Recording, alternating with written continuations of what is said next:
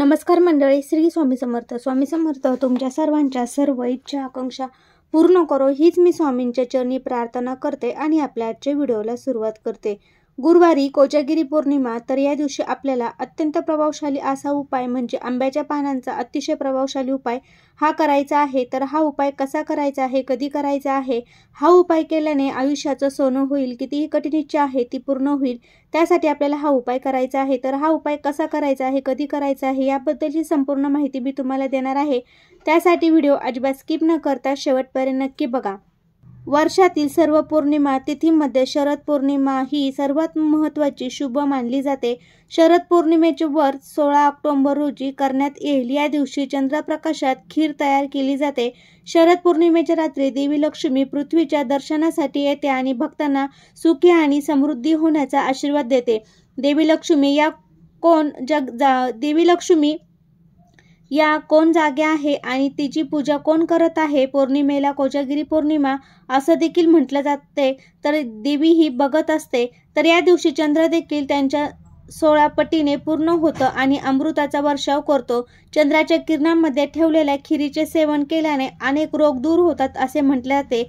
तसेच देवी लक्ष्मीची कृपाही होते. जाणून घेऊया शरद पौर्णिमेच्या दिवशी आपण उपवास कसा करावा. नेमकी 16 तारखेला की 17 तारखेला आपण उपवास करायचा आहे. हिंदू पंचांगानुसार अश्विन महिन्याच्या कृष्ण पक्षातील पौर्णिमा 16 ऑक्टोबर रोजी रात्री 8:45 सुरू होईल आणि 17 ऑक्टोबर रोजी संध्याकाळी 4:50 समाप्त होईल. तर शरद पौर्णिमेच्या दिवशी चंद्रदेवाची पूजा करण्याची विशेष परंपरा आहे. तर आपल्याला उद्या तिथीनुसार 17 तारखेला म्हणजे गुरुवारी आपल्याला उपवास करायचा आहे. शरद पौर्णिमेच्या दिवशी लक्ष्मीची पूजा केली जाते, कारण मान्यतेनुसार तिचा जन्म या दिवशी झाला होता. याला कोजागिरी पौर्णिमा आणि कौमुदी व्रत असेही म्हणतात. धनप्राप्तीसाठी हा दिवस अत्यंत शुभ मानला जातो. शरद पौर्णिमेच्या दिवशी माता लक्ष्मी पृथ्वीवर येते.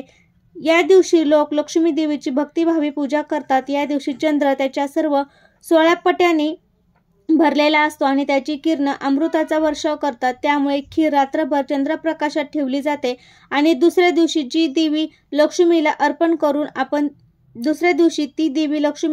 करून प्रसाद म्हणून दिली जाते. तर शरद पौर्णिमेच्या दिवशी आपल्याला देवीला खीर ही देखील दाखवायचं आहे. तर आपल्याला कोजागिरी पौर्णिमेच्या दिवशी सकाळी स्नान केल्यानंतर सर्वप्रथम घराचे मंदिर स्वच्छ करायचे आहे. त्या मंदिरावर लाल किंवा पिवळे कापड पसरवून देवी लक्ष्मी आणि भगवान विष्णूची मूर्ती स्थापित करायची आहे.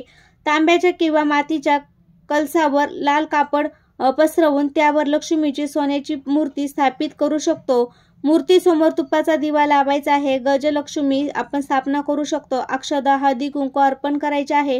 त्यानंतर पांढरी मिठाई आणि खीर अर्पण करा. रात्रभर जागृत राहणे. विष्णू सहस्त्रनामाचा जप करा.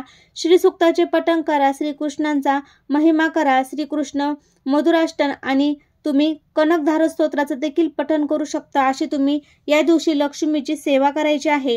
कोजागिरी पौर्णिमेच्या दिवशी सकाळी आपल्याला अत्यंत प्रभावशाली असा हा उपाय आहे, तो देखील करायचा आहे.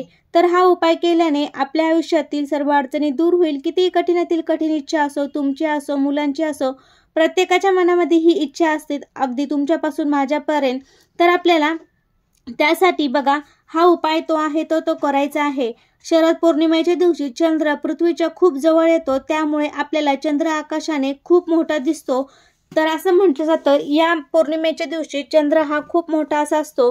तर आपल्याला नेमकी कोजागिरी पौर्णिमा कधी साजरी करायची आहे, तर पंचांगानुसार 16 ऑक्टोबरला बुधवारी 8:40 सुरू होईल आणि पौर्णिमा तिथी दुसऱ्या दिवशी 17 ऑक्टोबरला संध्याकाळी 4:46 समाप्त होणार आहे.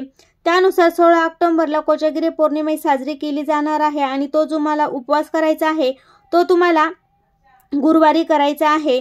तर आपल्याला देवीला दूध आणि खिरीचा नैवेद्य अर्पण करायचा आहे. फूल, तुपाचा दिवा, आपल्याला 11 दिवे देखील लावायचे आहे. धूप, दीप, अगरबत्ती लावायची आहे. भगवान विष्णूंची सेवा करायची आहे. आपल्याला या दिवशी बासुंदीचे नैवेद्य देखील देवीला अर्पण करायचं आहे.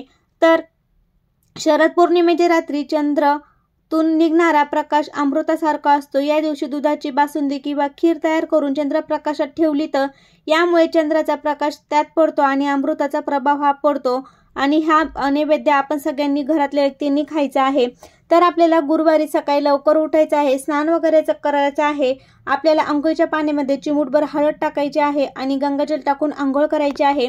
सकाळी उठल्यानंतर देवपूजा वगैरे करायची आहे। दारामध्ये हळदीच्या पाण्याचा सडा, आपल्या उंबरठ्यावर हळदीचं लेपन करायचं आहे।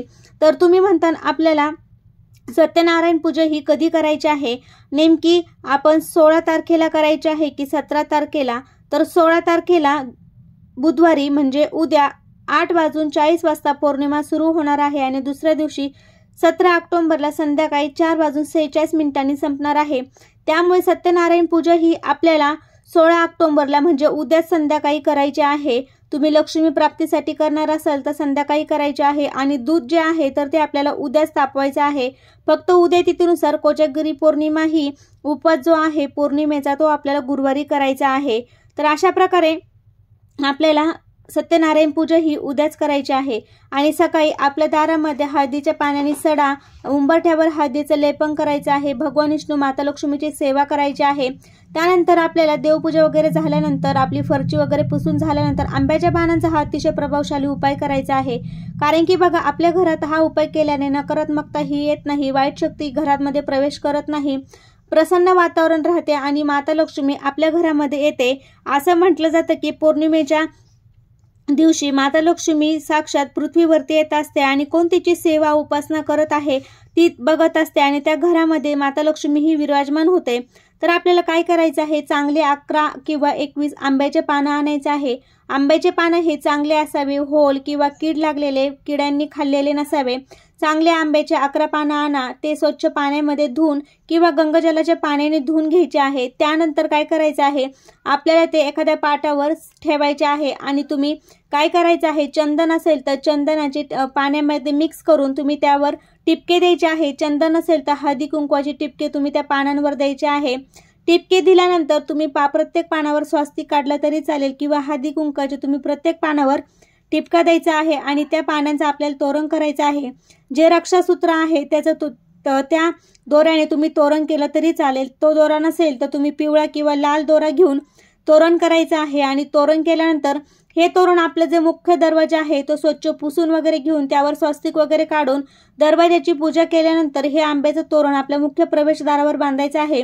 गुरुवार आणि कोजागिरी पौर्णिमा हा असा योगायोग आलेला आहे। गुरुवार देखील माता लक्ष्मी भगवान विष्णूला समर्पित आहे, त्यामुळे तुम्ही आवर्जून, आणि या दिवशी कोजागिरी पौर्णिमा आलेली आहे त्यामुळे आवर्जून तुम्ही आंब्याच्या पानांचा हा उपाय नक्की करा। घरामध्ये लक्ष्मी साक्षात प्रवेश करेन आणि तुमची कितीही कठीणातील कठीण इच्छा असेल ती तुम्ही माता लक्ष्मीला सांगायची आहे। तुमची प्रत्येक इच्छा पूर्ण होईल, आयुष्याचं सोनं झाल्याशिवाय राहणार नाही। त्यामुळे गुरुवारी कोजागिरी पौर्णिमेला आंब्याच्या पानांचा हा उपाय नक्की करा, अनेक अडचणीतून सुटका होईल। आणि दुसऱ्या दिवशी शुक्रवारी आंब्याच्या पानाचं तोरण जर सुकलं असेल तर तुम्ही ते काढून टाकायचं आहे, कारण की सुकल्यानंतर परत आपल्या घरामध्ये निगेटिव्हिटी येण्यासाठी सुरुवात होते आणि ज्यावेळेस आपण आंब्याचं पानाचं तोरण लावतो घरामधली जी निगेटिव्हिटी आहे ती दूर होते आणि तोरण सुकल्यानंतर ते आपण आवर्जून काढायचं आहे। परत नकारात्मक गोष्टी आपल्या घरामध्ये प्रवेश करतात, त्यामुळे दुसऱ्या दिवशी सुकल्यानंतर हे आंब्याच्या पानाचं तोरण काढून तुम्ही एखाद्या झाडाखाली त्याचं खत होईल अशा ठिकाणी टाका किंवा वाहत्या पाण्यामध्ये सोडून दिलं तरी चालेल। तर उद्या गुरुवारी कोजागिरी पौर्णिमेच्या दिवशी आंब्याच्या पानांचा अत्यंत प्रभावशाली उपाय तुम्ही नक्की करा। किती कठीणातील कठीण इच्छा पूर्ण होईल, आयुष्याचं सोनं झाल्याशिवाय राहणार नाही। कसा वाटला व्हिडिओ ते कमेंटद्वारे नक्की सांगा। तुम्हाला जर व्हिडिओ आवडला असेल तर तुमच्या मित्रपरिवारामध्ये शेअर करायला विसरू नका। श्री स्वामी समर्थ। धन्यवाद।